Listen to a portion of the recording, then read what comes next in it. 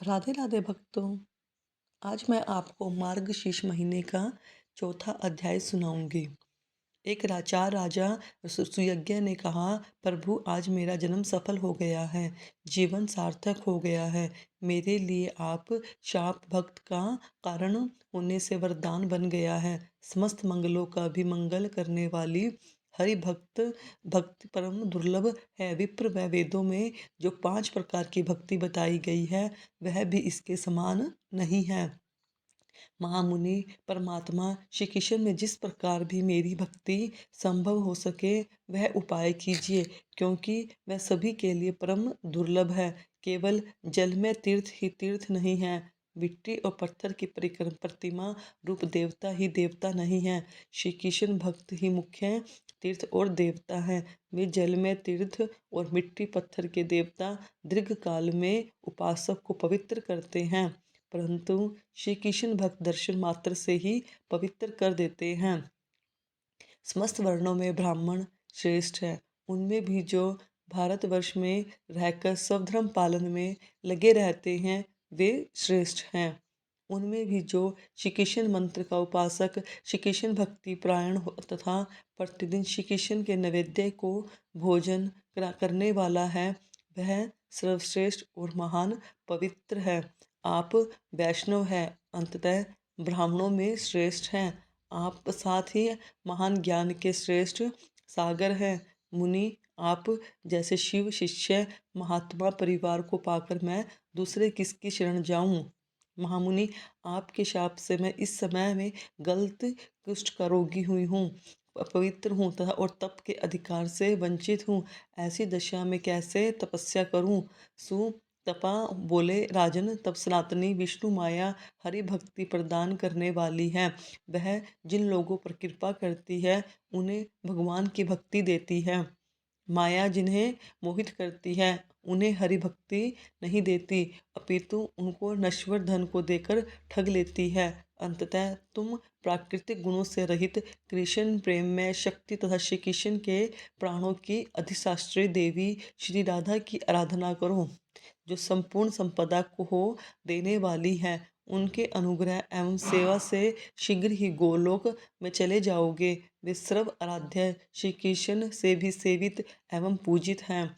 निर्गुण परमात्मा श्री कृष्ण ध्यान से भी वश में न होने वाले और दुरा है। उनकी दुसेवा करने करके भक्तजन दीर्घ काल तक अनेक जन्मों के बाद गोलोक में जाते हैं, परंतु सर्वसंपन्न स्वरूपिणी श्री राधा महाविष्णु की भी जननी है, कृपामयी है। अंततः उनका सेवन करके भक्तजन शीघ्र ही गोलोक में चले जाते हैं।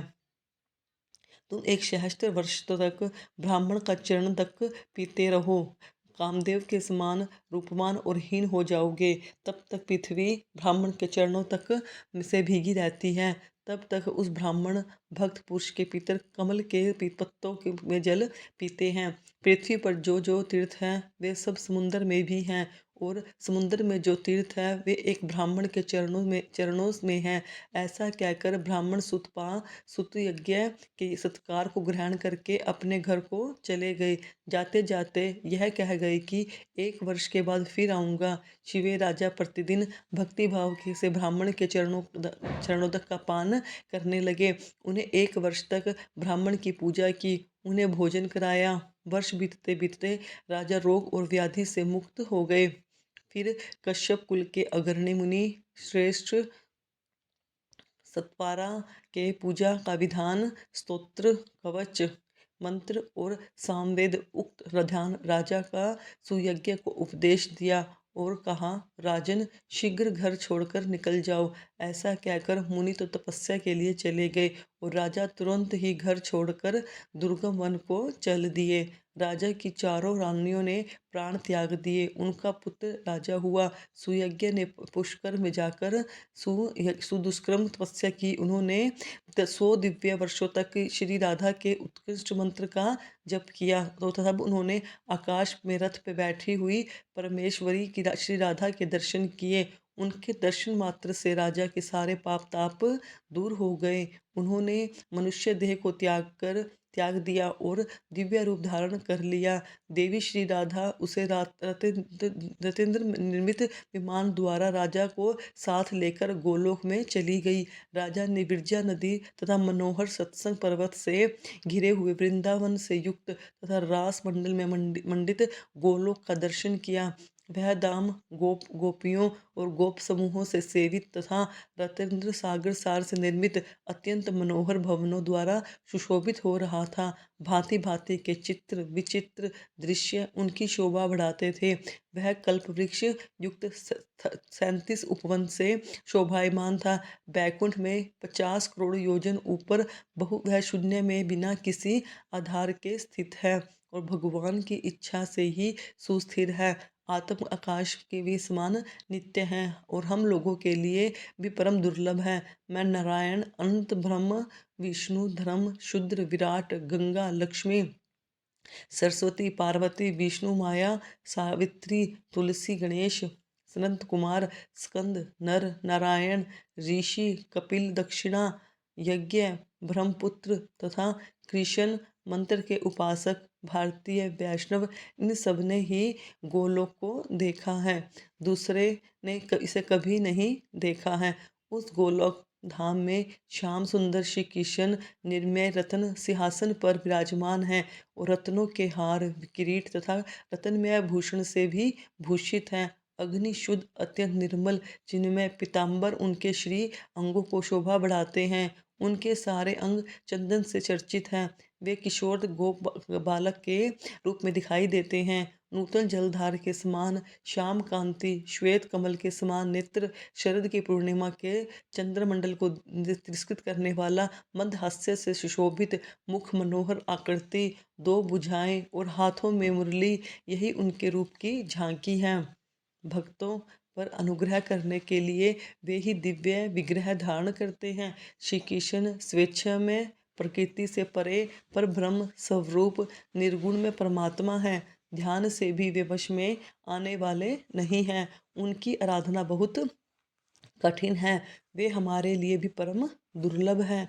उनके प्रिय सखा 12 ग्वाल बाल सफ़ेद चव लिए उनकी सेवा करते हैं।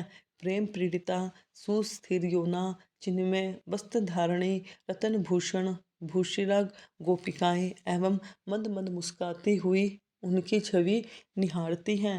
रास मंडल के मध्य भाग में परतंत्र पुरुष भी श्री कृष्ण के राजसु यज्ञ में ने इसी रूप में दर्शन किए। श्री राधा ने भी वहाँ उन्हें अपने प्राण वल्लभ के दर्शन कराए थे। चारों वेद मनोहर मूर्ति धारण करके उनके दर्शन करते थे। राग रागिनियाँ भी मूर्ति में होकर वाद्य यंत्र और मुख से उन्हें अत्यंत मनोहर संगीत सुनाती थी। हे शिवे नित्य सनातनी प्रकृति के साथ तुम भी सदा उनके चरण बंदों की सेवा करती हो। वे तुलसी दल से मंडित होते हैं तथा कस्तूरी कुमकुम गंध चंदन दुर्वा अक्षत पाए जाते हैं। पुष्प और विरजा के निर्मल जल से उनके लिए नित्य अर्घ दिया जाता है। उस समय उनकी बड़ी शोभा होती है। श्री कृष्ण का दर्शन करके शंकित होकर राजा सुयज्ञ तुरंत रथ से उतर पड़े और नेत्रों से आंसू बहाते हुए पुलकित शरीर से भगवान के चरणों में मस्तक रखकर उन्होंने प्रणाम किया। श्री परमात्मा श्री कृष्ण ने राजा को अपना दासत्व शुभ आशीर्वाद तथा व सत्य एवं अविचल श्री कृष्ण भक्ति प्रदान की, जो हम लोगों के लिए परम दुर्लभ है। फिर भी श्री राधा अपने रथ से उतरकर श्री कृष्ण के वक्ष में विराजमान हो गई। उनकी अत्यंत प्यारी गोपिका सफ़ेद चमन लिए उनकी सेवा में लग गई। उनके आने पर श्री कृष्ण भक्ति और आदर से सहसा उठकर खड़े हो गए। उन्होंने मंद मुस्कान के साथ श्री राधा के साथ वार्तालाप और उनका सम्मान किया। प्राचीन काल के वेता विद्वान वेदों के कथन अनुसार पहले राधा नाम का उच्चारण करके पीछे कृष्ण या माधव कहते हैं। जो इसके विपरीत उच्चारण करते हैं या जगदम्बा श्री कृष्ण प्राणदिका या एवं प्रेम प्रिय शक्ति की राधिका की निंदा करते हैं, वे चंद्रमा तथा सूर्य की स्थित पर्यत काल सूत्र नरक यातनाएं भोगते हैं। फिर 100 वर्षों तक स्त्री पुत्र से रहित होता है, रोगी होते हैं। हे दुर्गे, इस प्रकार मैंने परम उत्तम राधिका आख्यान वर्णन किया है। वह सती, भगवती, वैष्णवी, सनातनी, नारायणी, विष्णु, माया, मूल प्रकृति एवं ईश्वरीय नाम धारण करने वाली तुम ही हो। माया का आश्रय लेकर मुझसे पूछ रही हो कि तुम स्वयं ही सर्वज्ञ, सर्वर, सर्वोपरि, स्त्री जाति की अधिदेवी तथा पूर्व जन्म की बातों को याद रखने वाली श्रेष्ठ पराशक्ति हो।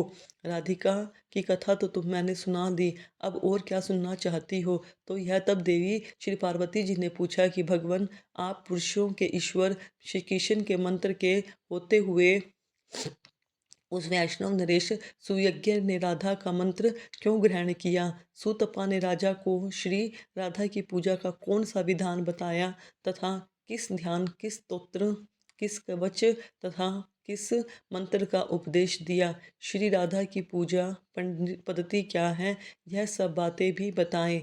तब श्री महेश्वर बोले, प्रिय राजा ने यह प्रश्न किया था कि हे विप्र, हे मुनि, मैं किसका भजन करूं, किसकी आराधना से शीघ्र गोलोक प्राप्त कर लूँगा? उनके ऐसा कहने पर उन ब्राह्मण शिरोमणि ने राजेंद्र सुयज्ञ से कहा कि महाराज, श्री कृष्ण की सेवा से उनके लोक को तुम बहुत जन्मों से में प्राप्त करोगे। अंततः उनके प्राणों की अधिष्ठात्री देवी प्रातर्पा स्वरूपा श्री राधा का भजन करो। वे कृपामयी हैं, उनके प्रसाद से साधक शीघ्र ही उनके धाम को प्राप्त कर लेता है। ऐसा कहकर मुनि ने उन्हें राधा के इस डर मंत्र का उपदेश दिया। वह मंत्र इस प्रकार है, ओम राधा स्वाहा। इसके बाद प्राणायाम, भूत शुद्धि मंत्र, न्यास कर, न्यास अंग, न्यास उनके सर्व दुर्लभ ध्यान, स्तोत्र और कवच की भक्ति भाव से राजा को शिक्षा दी। राजा ने उसी क्रम से उस मंत्र का जप किया। साथ ही श्री कृष्ण ने पूर्व काल में जिस ध्यान के द्वारा श्री राधा का चिंतन एवं पूजन किया था, उसी शाम वेदोक्त ध्यान से अनुसार उनके स्वरूप का चिंतन किया। वह ध्यान मंगलों के लिए भी मंगलकारी है। श्री राधा का ध्यान इस प्रकार किया कि श्री राधा की अंग कांति श्वेत चंपा के समान गौर है। वे अपने अंगों में करोड़ों चंद्रमा के समान मनोहर कांति धारण करती हैं। उनका मुख शरद ऋतु की पूर्णिमा के चंद्रमा को लज्जित करता है। दोनों नेत्र शरद काल में प्रफुल्ल कमलों की शोभा को छीन लेते हैं। वे श्रेष्ठ सुंदरी हैं। मुक्ता की पंक्तियों को तिरस्कृत करने वाली दंत पंक्ति उनके मनोहर के मुख की मनोहर को बढ़ाती है। वे रत्नों के हार से विभूषित हैं। रत्न में केयूर और कंगन धारण करती हैं। रत्न निर्मित विचित्र कुंडल उनके दोनों कानों की श्री वृद्धि करते हैं। सूर्य प्रभा की प्रतिमा रूप कपोल युग से वे सुशोभित होती हैं। उत्तम रत्नों के सार तत्व से निर्मित किरीट कुंडल, किरीट मुकुट और उज्ज्वल को जागृत करता है। रत्नों की मुद्रिका और पायस्क उनकी शोभा बढ़ाते हैं। वे मालती के पुष्पों और हारों से अलंकृत केश पाश धारण करती हैं। कस्तूरी की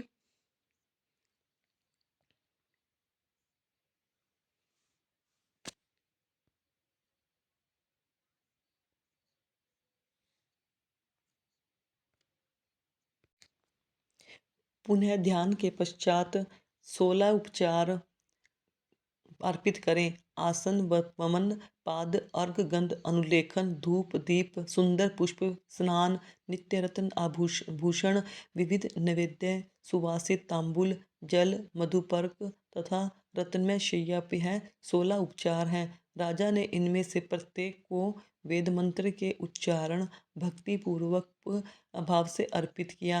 शिवे, इन उपचारों के समर्पण के लिए जो सर्वसम्मत मंत्र हैं उन्हें सुनो। पहला आसन उपचार के लिए मंत्र है, रतन सार विकार च निर्मित विश्वकर्मणा वरम सिंहासनाय रम्य राधे पूजास वृत्त अर्थात राधे पूजा के अवसर पर विश्वकर्मा द्वारा रचित रमणीय श्रेष्ठ सिंहासन जो रतन सार का बना हुआ है, ग्रहण करो। वस्त्र उपचार के लिए मंत्र है, हे देवी, बहुमूल्य रत्नों से जटित सूक्ष्म वस्त्र जिनका मूल्य आंका नहीं जा सकता, आपकी सेवा में प्रस्तुत है। यह अग्नि से शुद्ध किया गया है और चिन्मय एवं स्वभावतः निर्मल है, इसे स्वीकार करो।